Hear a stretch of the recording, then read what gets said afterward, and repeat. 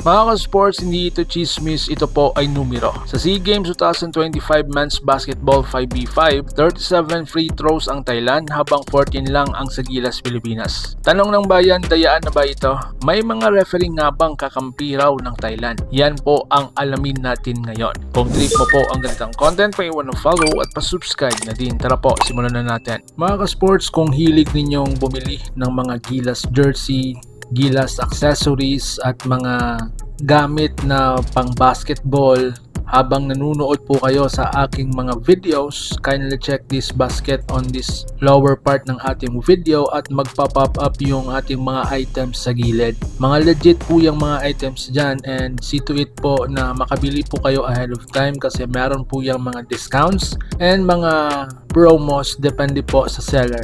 And also, kunting suporta din as a content creator po. Salamat!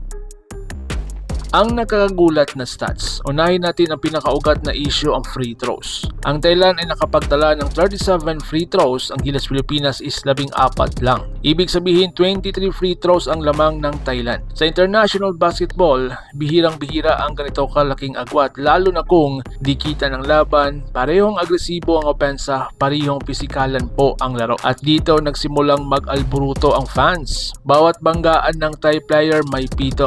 Bawat drive ng Gilas play on. So ngayon mga ka-sports, ang tanong ng sambayanan, sino nga ba ang mga referee? Ayon sa official na scoreboard, ito po ang mga referee sa laro. Unang referee si Wen Chun Yip, pangalawa si Xiang Xiao, pangatlo si Hum Zhang Lian. Si Yun Chun Yip bilang lead referee ay may malaking papel sa major calls, shooting fouls, continuation at contact drives. At ayon sa obserbasyon ng fans, maraming free throws ng Thailand ang nagmula sa kanyang mga tawag, lalo na sa penetration plays. Pangalawa si Zhang Xiao bilang umpire ay nakatutok sa off-ball contact at half defense. Dito pumapasok ang reklamo ng netizen na kunting dikit lang sa Thai players, foul agad, lalo na sa loob ng shaded area. Sumunod si Hum Zhong Liang na madalas nasa baseline at weak side, ay responsible sa rebounding fouls at block and charge solution. Maraming fans ang nasasabing kulang daw ang tawag pabor sa Gilas, lalo na sa mga physical drives ni Bolik, Park at Wright. Matapos lumabas ang 37 versus 14 free throw stats, sila ang naging sentro ng patikos ng fans, lalo na po sa social media. So mga ka-sports, dito tayo sa mga pinaka-controversial na tawag. Balikan natin ang ilang sitwasyon na ikinagalit ng fans. Unang-una po yung sunod-sunod na shooting fouls para sa Thailand. Pangalawa, no call sa mga drive ni Robert Bolik, Bobby Ray Parks Jr. at Matthew Wright. Pangatlo, ang offensive contact ng Thailand pero defensive foul pa rin sa Gilas. Sa ikalawang kalahati, doon lalong lumobo ang free throw count ng Thailand habang napuputol ang momentum ng Gilas sa bawat pituhan. Sa social media, umapaw ang galit at pagkadismaya ng mga fans dahil nga ayon sa kanila, hindi daw patas ang laban. At ito po ang kanilang mga komento.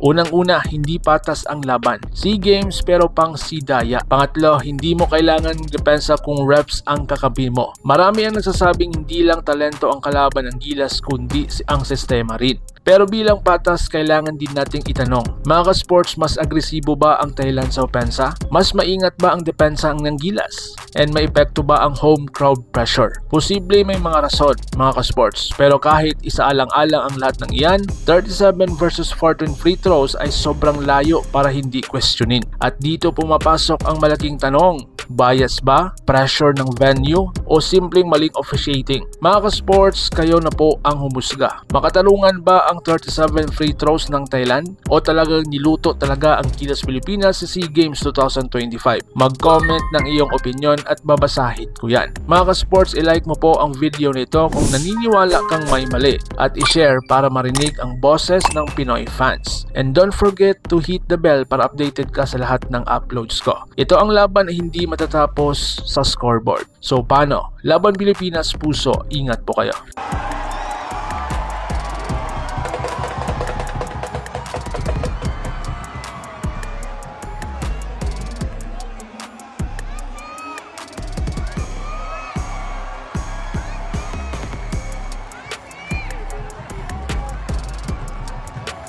Mga ka-sports, kung hilig ninyong bumili ng mga Gilas jersey, Gilas accessories at mga gamit na pang basketball Habang nanonood po kayo sa aking mga videos, kindly check this basket on this lower part ng ating video at magpa-pop up yung ating mga items sa gilid. Mga legit po yung mga items dyan, and see to it po na makabili po kayo ahead of time kasi meron po yung mga discounts and mga promos depende po sa seller. And also, kunting suporta din as a content creator po. Salamat!